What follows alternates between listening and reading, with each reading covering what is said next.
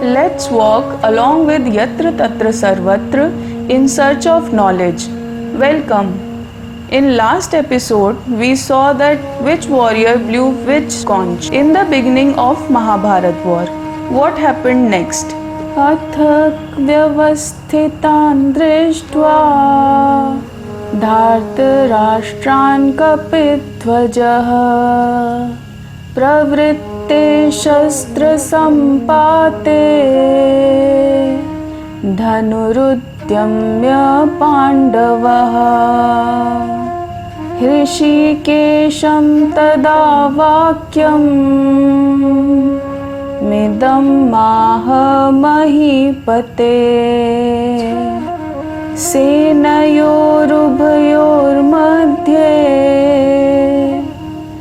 रथं स्थापयमेच्युतः यावदेतान्निरीक्षेऽहं योद्धुकामानवस्थितान् कैर्मया सह योद्धव्यम् मस्मिन् रणसमुद्यमे योच्यमानानवेक्षेऽहं य एतेऽत्र समागता धार्तराष्ट्रस्य दुर्बुद्धे युद्धे प्रियचिकीर्षवः एवमुक्तो हृषीकेशो गुडाकेशेन Bharat सेनयोरुभयोर्मध्ये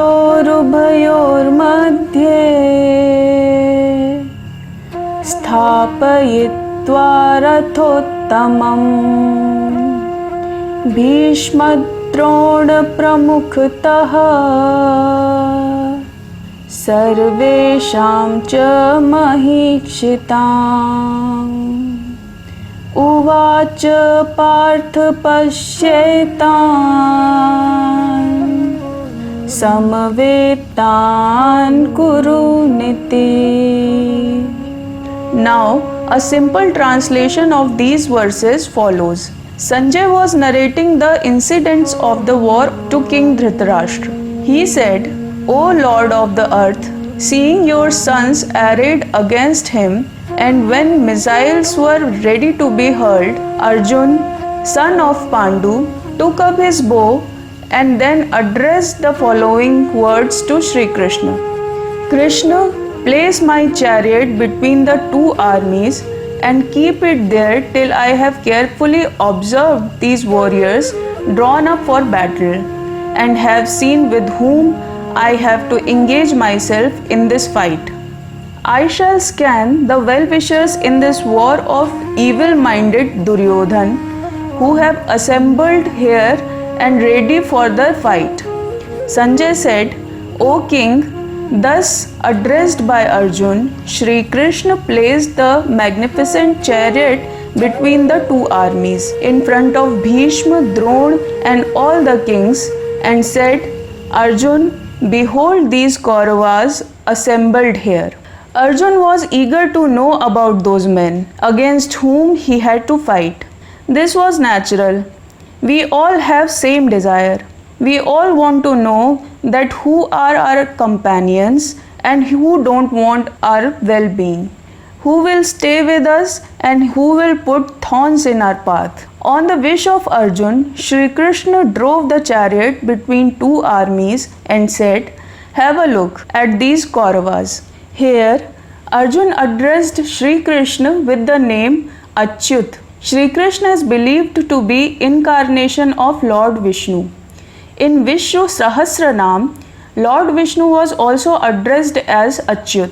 As per Adi Shankaracharya, Shat Vikara Rahitatvat Achyutah means he is Achyut because he is free from 6 disorders. These 6 abstract disorders are Asti, existence, Jayate, birth, Vardhate, growth, Viparinamate, change, Apakshiyate, deterioration, and Vinashyati, death. In this episode, Arjun is addressed with 4 names: Kapidhwaj, Pandav, Gudakesh and Parth. Let's analyze these names. In the previous story, we have heard the incident while Arjun helped god Agni in burning Khandav Prastha forest. At that time, on the request of god Agni, god Varun gifted him a celestial chariot. That chariot had a flag with the image of an ape over it. Kapidhwaj stands for having a flag of ape. Therefore, Arjun was addressed as Kapidhwaj. Arjun was also called Pandav because he was the son of King Pandu.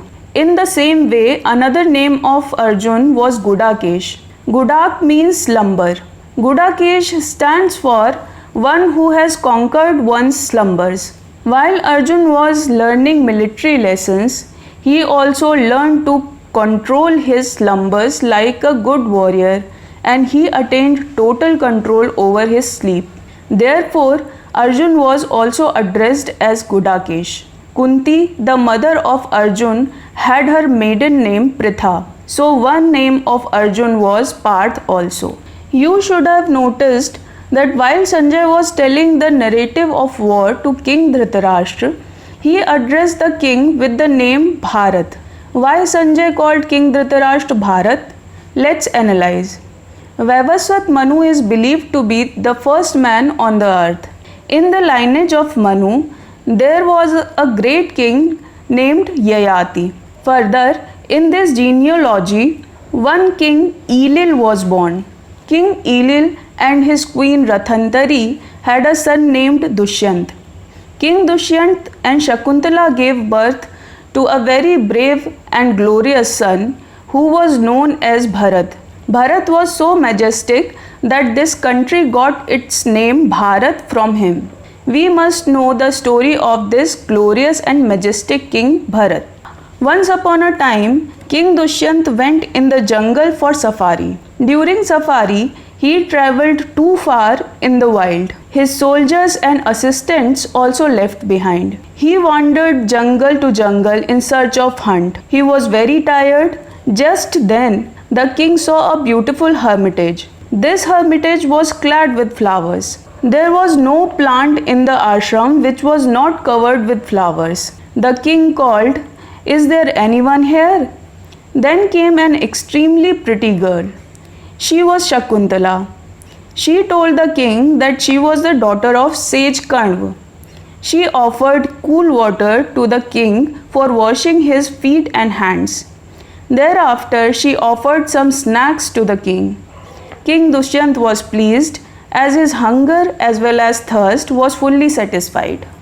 Then king asked the lady that Karn was a holy sage. "You are so beautiful and pretty." He could not understand how she was the daughter of sage Karn.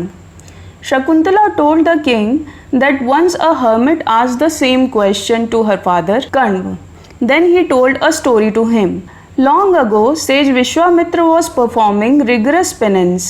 King of gods Indra was afraid of his deep penance. Indra engaged the most beautiful fairy of the heaven, Menka, to distract the sage from his penance. Menka succeeded to allure Vishwamitra with her compulsive flirt. Vishwamitra gone mad in the love of Menka that he forgot everything and renounced penance. His deep austerity was ruined. This love episode of Vishwamitra and Menka resulted into the birth of a baby girl. Menka had accomplished her target. She abandoned the girl in deep forest and flew to heaven. There in jungle, Shakunt birds protected that baby girl by covering her with their wings to avoid any harm to the child. Just then, sage Karna passed by the path. The sage knew the language of birds. Birds told the whole story to him and prayed that he should bring up this baby girl like his daughter. Sage Karna took that baby girl to his ashram and named her Shakuntala because she was found under the wings of Shakunt birds. At that time, sage Karna was out of ashram. King Dushyant was so enamored by Shakuntala that he performed Gandharva Vivah with her. Shakuntala was an innocent forest girl. She was trapped into the sweet and lovely words of the king. She totally surrendered herself before the king. King gifted a ring to Shakuntala on his departure and promised to take her to his palace very soon. Time passed. Sage Durvasa visited the ashram of Sage Karna. Shakuntala was lost in the thoughts of King Dushyant. She did not even notice the arrival of Sage Durvasa. Sage Durvasa got angry and felt humiliated by such behavior. He cursed Shakuntala that you have insulted and ignored me. For whom you are dreaming, he will forget you. Companions of Shakuntala ran to the sage to pacify the situation. Sage Durvasa has cursed Shakuntala before they reached the sage. They narrated the whole episode before the sage and requested to revert the curse. Sage Durvasa also felt that the punishment to the girl is too harsh. So he said that the curse could not be reverted, but if Shakuntala would show something of identification to his husband, he would recognize her.